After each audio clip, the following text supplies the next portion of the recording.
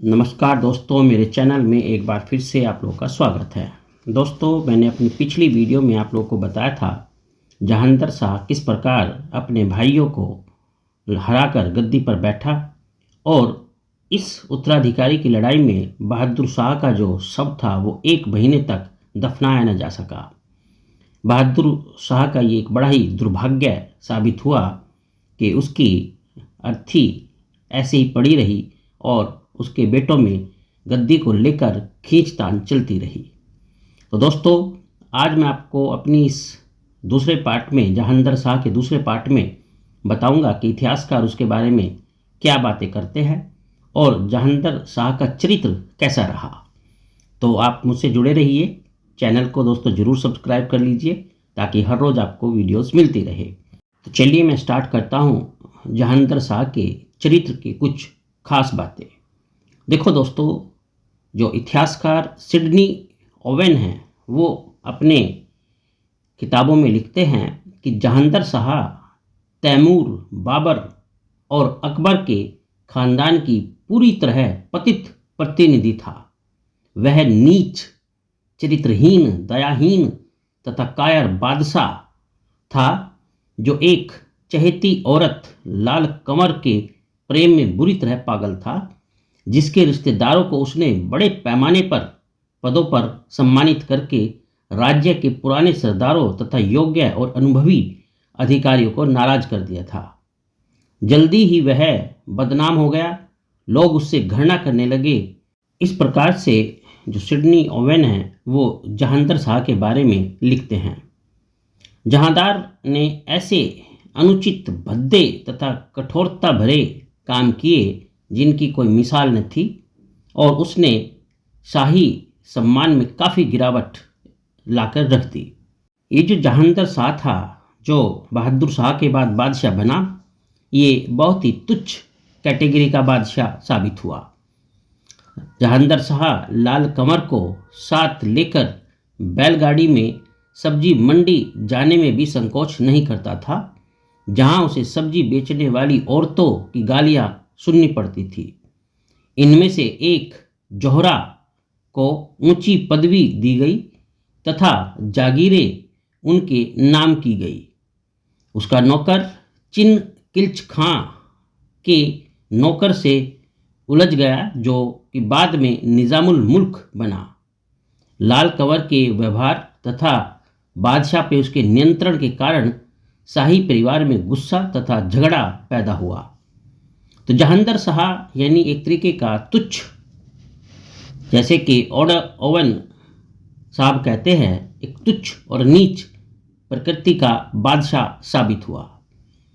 लाल कंवर तथा उसके रिश्तेदारों के साथ मिलकर बादशाह शालीनता के जिस अभाव का प्रदर्शन करता था तथा वे संगीतकार जो हर रात बादशाह के साथ शराब पीने के लिए महल में इकट्ठे होते थे, उन्होंने क्रोध की तीव्र भावना पैदा की और बादशाह के प्रति सारा सम्मान अथवा डर समाप्त उनके अंदर से हो गया। सरदार तथा सम्मानित लोग बादशाह से दूर रहना पसंद करने लगे। तो यानी एक इस तरीके की स्थिति पैदा हो गई थी कि बादशाह के नाम पर जहांगीर शाह था, ये ऐसे लोगों से घिर गया था जो गंदे, घटिया और तुच्छ चरित्र के थे और वे इसको अपनी कठपुतली की तरह नचाया करते थे। और जो अच्छे, अनुभवी और बढ़िया लोग होते थे, अपने जो राज्य को उच्च कैटेगरी तक ले जा सकते थे, उनसे ये काफ़ी दूर चला गया और इस तरीके से राज्य की स्थिति बद से बदतर होनी शुरू हो गई।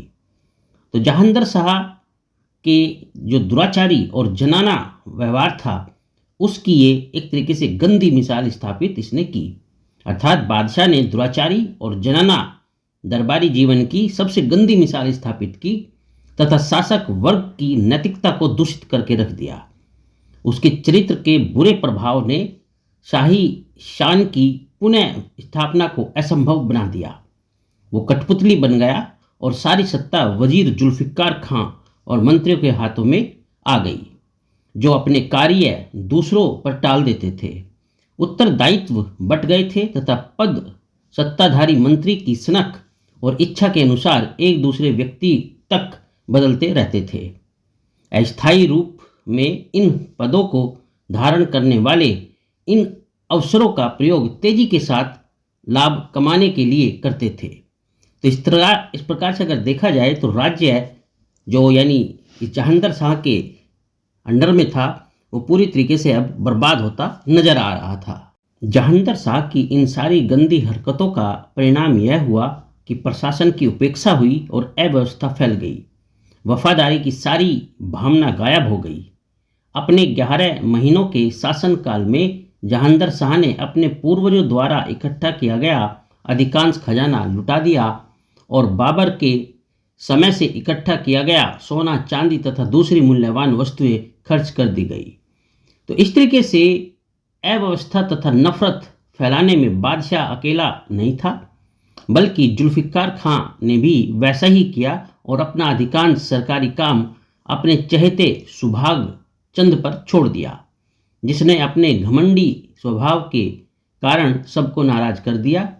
जुल्फिकार खां तथा जहांगीर शाह के सौतेले भाई खान जहां कोख तलाश के बीच झगड़ा शुरू हो गया। यानी ये जो जहांगीर शाह का सौतेला भाई था जिसका नाम रहा कोकल तास, इनके बीच जो है झगड़ा शुरू हो गया, जो अपने प्रति बादशाह के प्रेम का उपयोग जुल्फिकार खां को मंत्री पद से हटाने के लिए कर रहा था। यह सब कुछ राजधानी में हो रहा था, जिससे केंद्रीय सत्ता अधिक से अधिक कमजोर हो रही थी।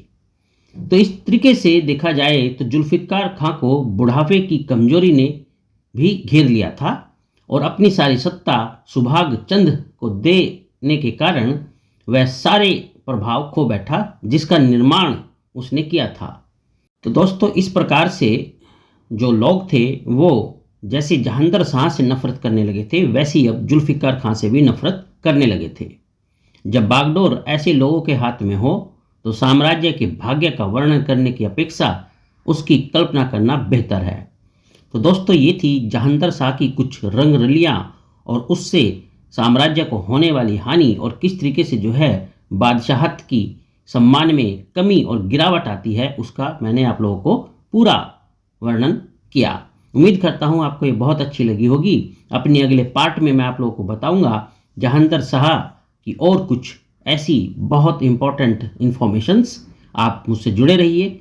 मुझसे जुड़े रहने के लिए आप लोगों का बहुत बहुत शुक्रिया। आपका दिन शुभ हो, आपकी हर मनोकामना परिपूर्ण हो। आपका बहुत बहुत धन्यवाद।